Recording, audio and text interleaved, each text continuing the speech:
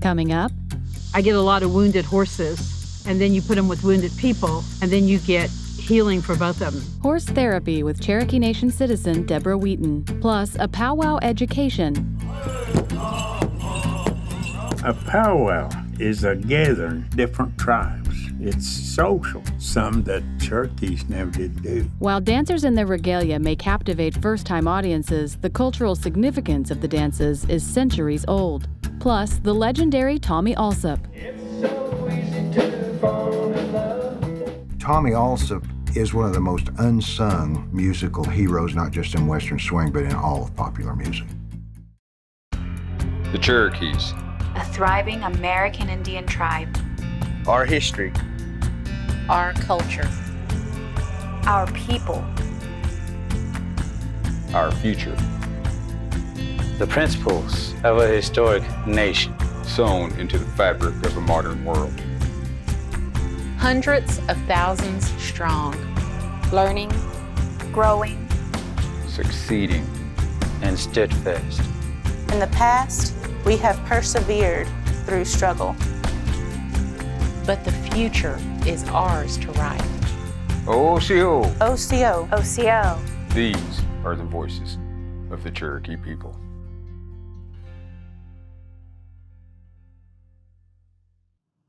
I'm Cherokee Nation Principal Chief Chuck Hoskin Jr. On behalf of Cherokee citizens, I'm pleased to present Osiyo, Voices of the Cherokee People, a program dedicated to Cherokee history and heritage. The stories you will see represent Cherokee values, pride, and culture. We hope you enjoy it. Wado. Osiyo, it's how we say hello in Cherokee. I'm your host, Jennifer Lauren, at the Cherokee Nation Cultural Grounds in Tahlequah, Oklahoma. Here you'll find one of the country's largest powwows every Labor Day weekend at Cherokee National Holiday. While powwows are an important part of many Native American cultures, they're not traditionally Cherokee. Cherokee powwows are a way for us to celebrate and honor Native Americans of all tribes.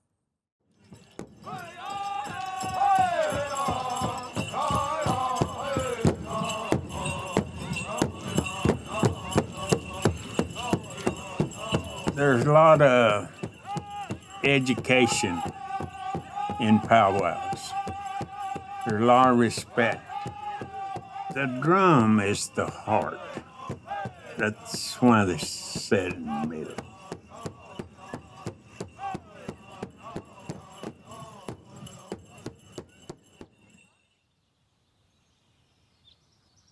This is Bale, Oklahoma. My name is Thomas Muskrat, and I'm a Cherokee, full-blood Cherokee, and I speak the Cherokee language, speak English too. When I went to a boarding school, Schlocko, and there was a lot of different tribes there, and got thinking about it. I said, I want to put on a powwow. And there's where it started.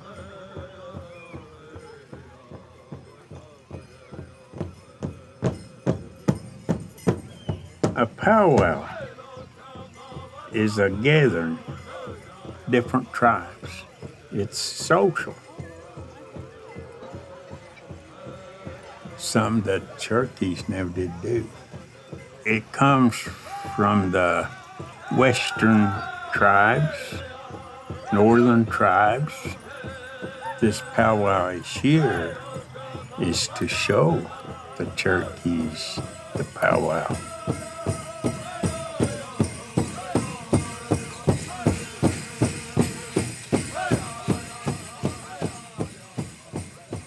There's a lot of rules that you gotta know. Number one is respect. There's not just one religion around this powwow. The grounds are always prayed over and blessed.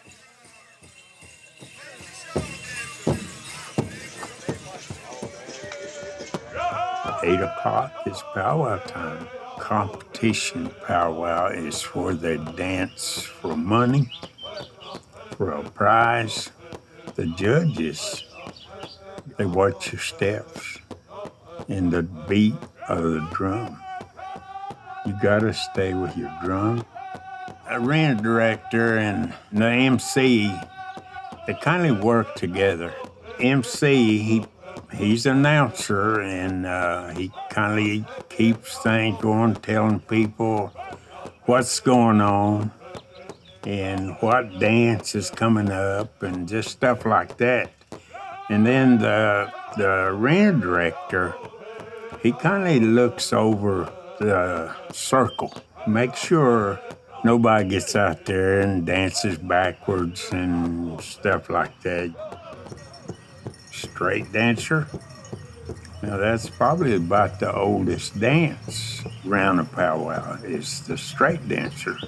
They kind of rock their feet. Grass dancers, I like to watch them. Their footsteps, and they dance like they're stomping on grass. If a camp is moving to another area, they're the ones that goes first. Traditional dancer is a warrior.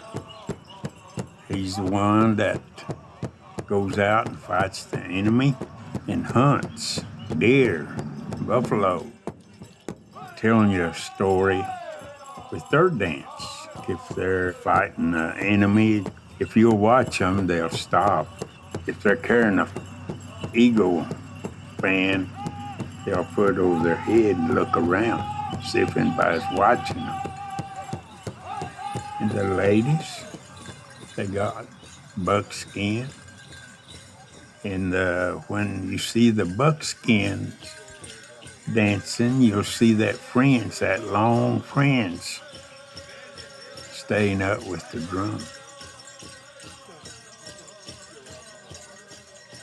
And then you got the cloth. To me, it would be the simplest to dance. When you hear the drum, the cloth dancer will turn to the drum and hold her fan up to honor the drum. Jingle dress, and that come from up northern country. Every tribe picked it up. Them little shiny things that hangs off their dress. It's tobacco lids, just rolled up tobacco lids, but they make noise when they're dancing. They've got a dance, what they call a gourd dance. So that's more of the veterans dance, kind of praying over what they lost, pray for the ones that can't be there and what come back. It's pretty sad.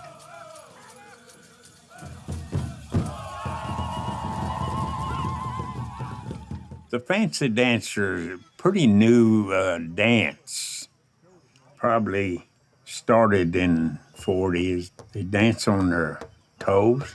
They got a fast music they dance to.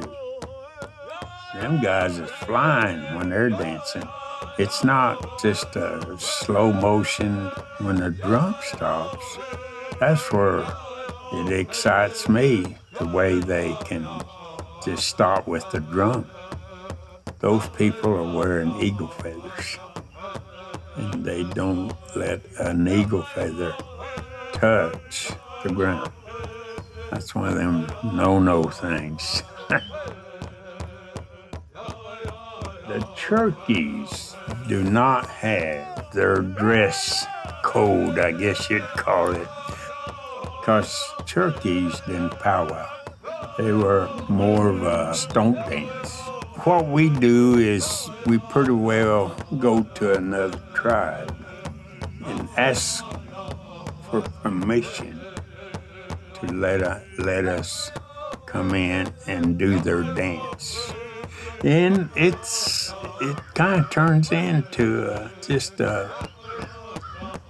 either a family or good friends. Just there's a close feeling that comes between y'all. It's a good feeling there. Happy feeling. They really, and if you look around, everybody's laughing. Everybody's just kind of just telling funny jokes, and they have a good time. You know, a lot of people looks at me and says, "You done good. You done very, very good." And I just tell them, "Hey, it's not me. It's you. It's the people what makes the powwow."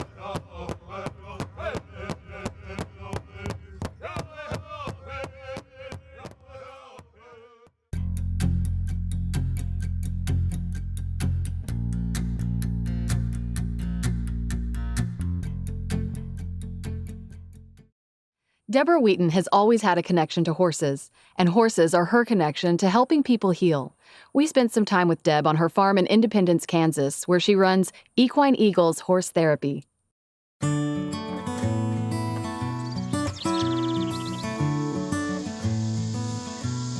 My dad would go out, and then he'd say, okay, let's go out, and he would make a down payment on a car and then give us the payment book and make us, pay it out, so we would learn that responsibility. And I said, no, I don't want a car, I want a horse. And I took it home and loved on it until I got it where it would let me ride it. EEL is equine experiential learning, and it's incorporated into everything, but so is the spiritual, and so is the confidence of, teaching them things like that. It's not just riding. Sometimes I have lessons. I work with people that have been abused. I work with teenagers that have been in the past suicidal, ADHD, anything like that, or somebody that doesn't have any confidence. I get those people. I'm teaching them about horses, but I'm teaching them about themselves through the horses. I tell them, my job is to teach you to think outside the box. You're thinking and you're in this cycle. My job is to teach you to get off the merry-go-round and get off the cycle and learn to respond, not to react. God just has always had it in my heart, and it just keeps evolving into different things. I started Equine Eagles in 1995. One of the things we do, there's several different ways to do it, is I just take people out in the pasture, and they're either drawn to one or two horses, or one or two horses are really drawn to them. And it's very noticeable, you can tell. I've been coming to Equine Eagles for about a year. I'm more confident than I used to be since working with horses. My favorite horse here is named Cabriola. She is so pretty, and I like her horsenality. So my thing is to try to understand where that horse is coming from, to use equine psychology to make that horse feel safe, because they feel what's going on in us, and they're very sensitive to that. So I look at it from the horse's point of view, and I get a lot of wounded horses, and then you put them with wounded people, and then you get healing for both of them. One lady came and was drawn to it, and I asked people not to tell me anything about themselves before their sessions, because I wanted God to get all the credit for it. And so I asked them not to tell me. I learned a lot about myself. I dealt with a lot of baggage from my past, child abuse, generational abuse, and I learned how to forgive, be more confident, and just work on my relationships with people, and the animals came along with that. I see a connection with my ethnic groups, with the Native American and the African American and the Black Indian, and it's always been a natural thing for me, So the Native American part of my heritage is about persecution. The African American part of my heritage is about persecution. The Caucasian part is about the persecutor. So it was real interesting to me that within my DNA there was all this turmoil. And in our history of our family, there was a lot of turmoil. That's Grandpa. Oh, there's Lottie. Lottie. There's Earl E. This is your dad. Mm-hmm. When he was 6 months old. Mm-hmm. We're looking at the Department of Commerce, Bureau of the Census, 14th Census of the United States, 1920 population, and looking at her dad's signature on the census. And then we were looking at the Cherokee Freedmen roll of the 5 civilized tribes. And then the final Freedmen census card. More so, I think, as we got older, we were more proud of our heritage. My mother's mother was white, and then there's white, black, and Cherokee is what we are. I remember we had to get a bunch of death certificates and birth certificates, and we went to Tahlequah. Mm-hmm. Presented those and started the process of getting our registration.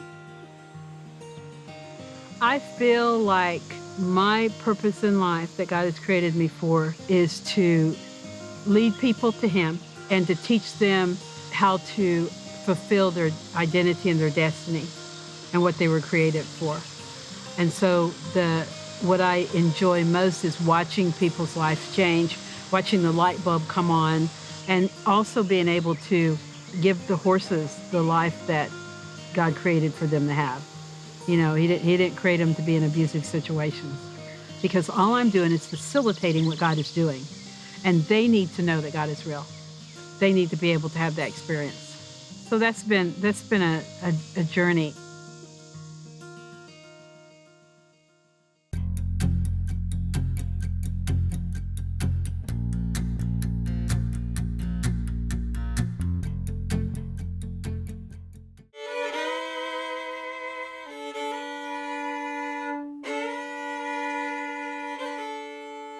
The Cherokee War of 1839 came to its final blows in the Battle of Neches on July 15th and 16th, 1839. This would be the last fight of the Cherokee War and a direct response to the Indian expulsion from Texas. Several groups of Cherokee had left the southeastern United States before their official removal on the Trail of Tears. By the early 1800s, Cherokee settlements began appearing in the Republic of Texas as their initial settlements in Arkansas expanded. By 1820, the Texas Cherokees, as they were called, began to farm and settle the land near present-day Dallas, Texas. Their leader was a Cherokee chief named Duwali, or Chief Bowles. A key figure in Texas independence, Sam Houston proved to be an ally to the Texas Cherokees. When he was young, Houston befriended Cherokees and lived amongst them for several years, resulting in lifelong sympathies to Cherokee causes. He served as president of the Republic of Texas from 1836 to 1838. A friend of Cherokees for years, Sam Houston wanted to maintain peace. However, war loomed heavy over Cherokees as Texas fought for its independence from Mexico during the Texas Revolution. In a letter dated August 16, 1836, Chief Bowles wrote to Sam Houston stating, "We have heard that we must all be killed, right or wrong, both by white and red." Sam Houston and Chief Bowles negotiated a treaty allowing Texas Cherokees to stay on their land in East Texas. However, by 1839, Sam Houston was unseated as president, and Mirabeau B. Lamar became the new president of the Republic. Lamar had no use for the Texas Cherokees or any tribe, and swiftly demanded their expulsion from Texas. Chief Bowles and the Texas Cherokees Treaty was no longer recognized by Lamar's administration. In 1839, Lamar established a military installation on the Neches Saline in Texas Cherokee territory to ensure their removal. The Battle of Neches began on July 15, 1839, and lasted just 2 days. 500 Texas soldiers fought against 800 Indians, including Cherokees and allies from the Delaware, Shawnee, and Kickapoo tribes. On the second day, Chief Bowles fought gallantly to advance the Cherokee position, but was shot off his horse and killed in battle. He died carrying a sword given to him by his friend Sam Houston. More than 100 Indians were killed during the Battle of Neches, with just 5 Texans reported dead. After the battle, and despite a final attempt to stay in Texas, the surviving Cherokees were forced to depart for Indian Territory. Chief Bowles fought bravely for his Cherokee people during a time of transition and uncertainty in Texas.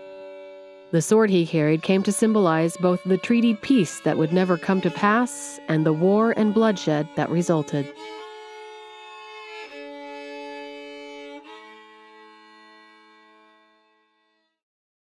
Jalake Edewanihi. Let's talk Cherokee. Osiyo Yondawadoa. Osiyo Yondawadoa. Pass the salt. Deska si. Deska si. Pass the salt. Deska si. Deska si.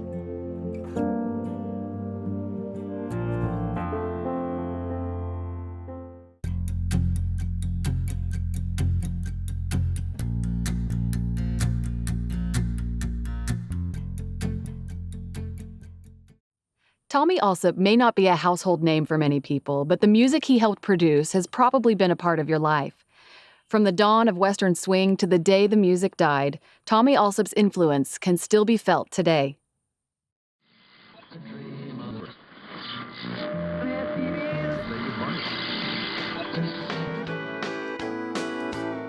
Tommy Allsup is one of the most unsung musical heroes, not just in Western swing, but in all of popular music. He played the best Western swing rhythm guitar on the planet. But he did so much different things. I mean, he produced the year 2525 for Zager and Evans. I mean, he did so much stuff, played on 101 hit records on Tammy Wynette, George Jones, Charlie Rich, etc., etc. He was a huge session guitarist. He did hundreds of sessions. He played on jazz sessions, he played on rock and roll sessions, he played on pop sessions. He could do anything. You won't find a thing to chew. I was born in 31. That's when all the dust was blowing, and we got a fiddle that only had one string on it, the A string, and I got where I could play a song on that one string. That's when I started getting to like music, which was on fiddle. And then when the boys all went away, when the war broke out, I started playing for square dances 1 or 2, 3 a year with my dad, so I started learning chords on the guitar. Sometimes you get lucky and make $12, $15, and you work all day for 50 cents to $1, working out in the hot sun. It didn't make sense to me. I thought, the guitar feels better in my hand than a pitchfork or a shovel, or a hoe. I thought, you better start practicing. That's what I did. Music scene here was incredible. Now, a lot of people in this area were big Western swing fans.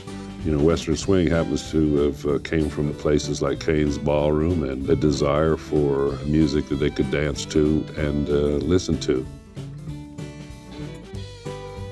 I went to Kane's when I was 16 years old. I'd go down there and hang on the front of that bandstand and watch them bands. I saw Spade Cooley's band there, Tex Williams. Saw Bob there many times. Saw Johnny Lee many times. I was determined that I was going to play on that stage.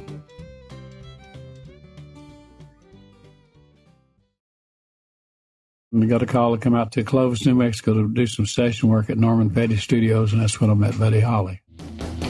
I was out there at Petty's recording with some other people. Buddy came by and asked me to play on some records. He said, I like what I hear you've been playing on some of these records. He recorded in a couple of nights. We did some songs, and then they released one of the songs, It's So Easy, and he called me and said, that's going to be my next release, and I can't play your solo. Will you go on the road with me? And this was in July of '58, so that's when I started touring with him. So we hired Waylon and a drummer, and away we go. That's why he went on tour with Buddy Holly and ended up as such an important figure in the whole day the music died.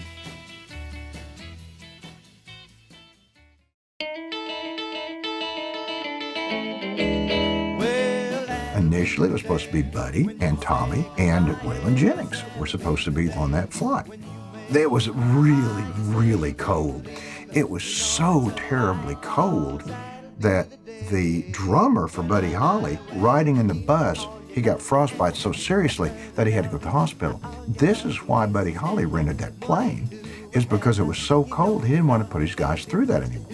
Of course, the Big Bopper was sick. Some say it was pneumonia, some say it was the flu. And so he started working on Waylon, saying, I really, really would like to fly. He says, I'm sick, Waylon. I don't want to ride that cold bus, please. That night, they were all done.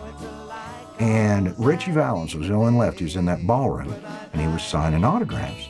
We was on our way to the airport. Went back in to check in the dressing room, make sure we had everything loaded. Buddy asked me to go ahead and check, and that's when I saw Richie and we flipped a coin. I flipped a $50 and said, call it, Richie, and he said, heads. So I lit heads. And I said, you're going, so I'll go back out and tell Buddy. We interrupt this program for a special news bulletin. 3 young singers who soared to the heights of show business on the current rock and roll craze were killed today in the crash of a light plane in an Iowa snow flurry. The singers were identified as Richie Valens, 17, Buddy Holly, 22, and J.P. Richardson, known professionally as the Big Bopper. The aircraft, chartered from the Dwyer Flying Service, crashed near Mason City.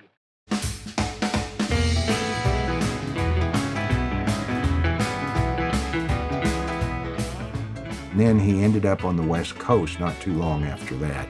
And then that was when he started working with Snuff Garrett and Leon and all of those guys on the West Coast. He was a mentor to Leon Russell in a lot of ways when he was out there, showing him how to do production and helping him get gigs and things like that. And he produced so many Western swing albums. Worked with Sleep at the Wheel, worked with Bob Wills. Well, Tommy's one of the guys who was is the synthesis of rock and roll. You know, the folks that were able to take the music that they were brought up with and fuse it with all the different American musics and create rock and roll. You know, I've really had the pleasure of producing a lot of good artists, and I played with a lot of them.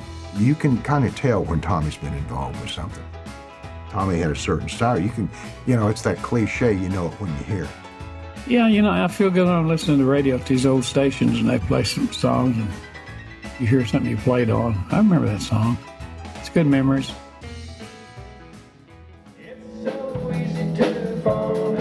Tommy was not anyone he was always very generous with helping others and turning the spotlight toward other people. He didn't toot his own horn. When people tend not to try and turn a spotlight on themselves, sometimes their contributions are taken for granted or not even thought about. He was a music business insider that really knew what he was doing and really enriched a lot of our popular music over several decades. It's so easy to fall in love.